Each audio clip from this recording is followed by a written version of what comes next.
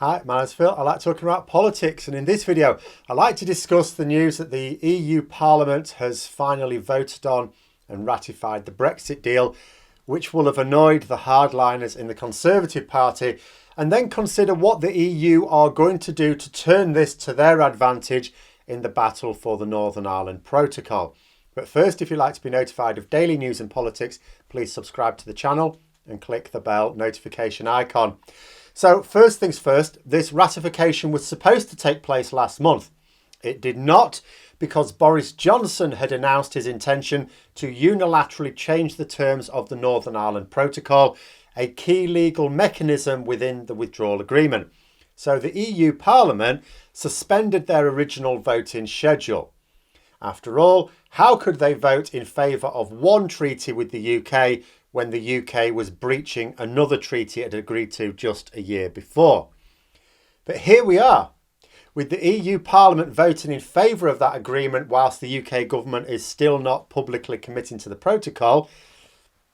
I mean, yes, as I talked about recently, the work behind the scenes from the UK government is very much about implementing the Northern Ireland Protocol, but the Prime Minister is still publicly saying that he is prepared to suspend it. That's his official policy at the moment.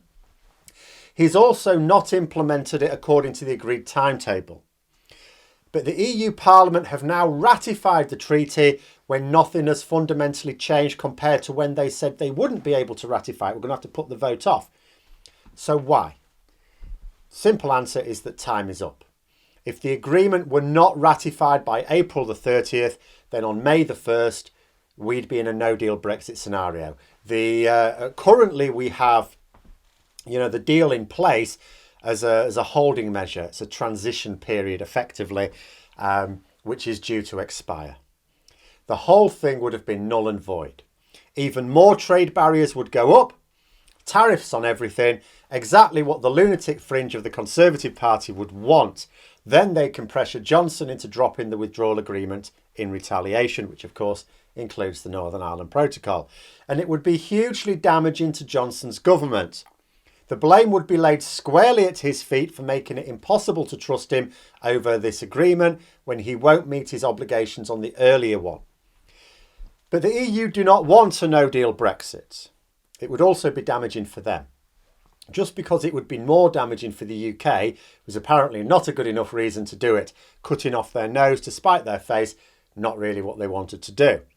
So they voted for it, despite uncertainty over the Northern Ireland Protocol remaining in no better place than it was beforehand. So is this a weakness? Although not a victory for the hardcore Brexiteers, they don't like this, is this at least a victory for Boris Johnson, as he basically dared the EU to vote the agreement down and then they haven't. They've blinked. Maybe. But here's the thing.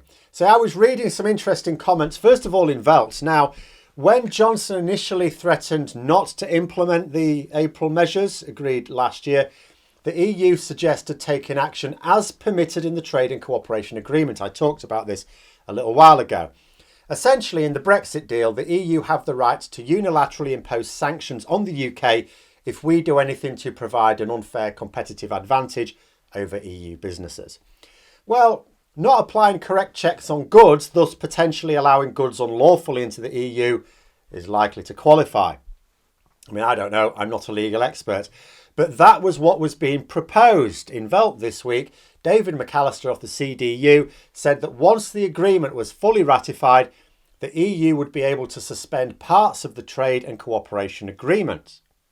In addressing the European Parliament just before the vote yesterday, Commission President Ursula von der Leyen also issued the same threats if Boris Johnson doesn't keep his promises.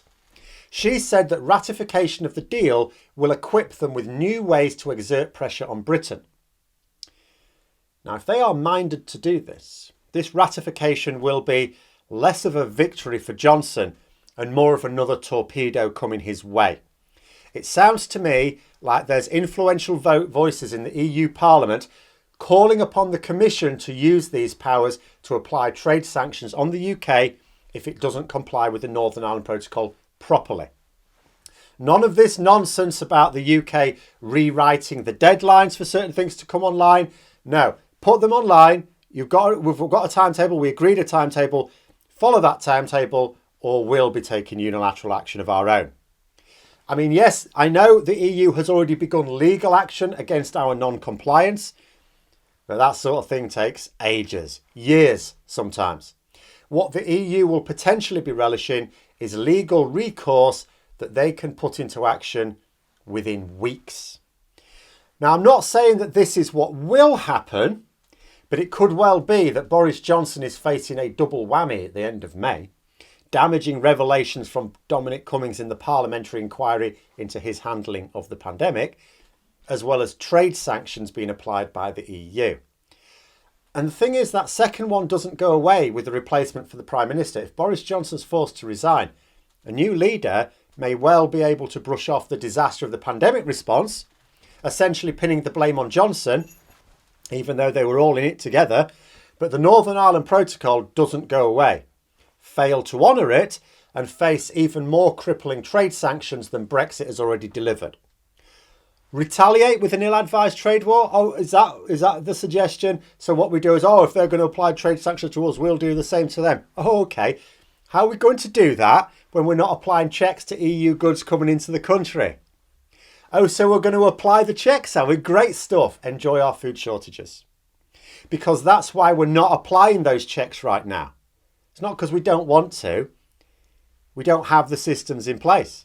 EU countries are carrying out checks, not because they're spiteful, but because they spent the last few years getting ready for Brexit. We just had overblown windbags in charge who talked about Brexit all the time, but did nothing. We can't apply checks.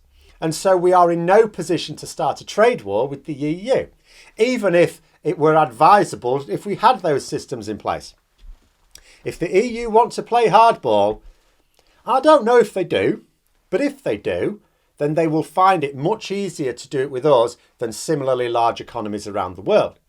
In fact, the clauses in the Brexit deal that allow the EU to take swift action in the event of non-compliance on the other side is the sort of thing some in the EU are suggesting should be included in their future agreements with other markets.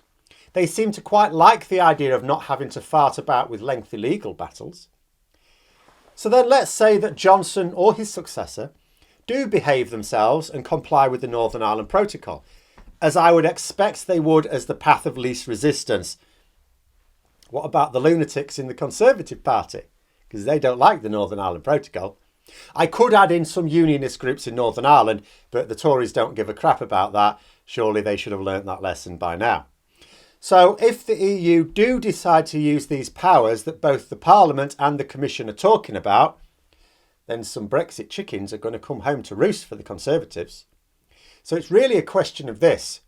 Will the EU go in hard with sanctions, or will they let the government off the hook? Now, ordinarily, I'd say that although they are hard in international dealings, they're not that overtly aggressive. They tend to be much friendlier. We've even seen that their behaviour towards our government, we've seen them, they've had multiple opportunities to screw over both May and Johnson. They could have played much harder over Brexit up until now, and they chose not to. I might still argue that this was a strategic error, but it was what it was. However, they need the Northern Ireland Protocol to be respected. In addition, Boris Johnson has been making the EU look pretty silly when it comes to the vaccine rollout. The EU is likely to come under pressure for its handling of things before long. And just as Boris Johnson made domestic gains in terms of approval ratings by picking a fight with the EU that he seemed to be winning, along the lines of the COVID vaccine, the EU may decide that, what's good for the goose is good for the gander. Von der Leyen has talked up use of these new powers in the EU Parliament. The Parliament, in return, may well expect that the Commission make use of them without very much delay as the price for ratifying the larger trade and cooperation agreement. Interesting times. An all-out assault on Boris Johnson from the EU, as well as Dominic Cummings, could well mean that the ordinarily quiet time of the parliamentary recess in late July and August could actually give rise to an incredibly spicy time in British politics. But those are my thoughts. Let me know yours in the comments below. Hope you found the video interesting. If you did, don't forget to click the like button. And if you'd like to support the channel further, Please also click the Patreon link for details, and until next time, I'll see you later.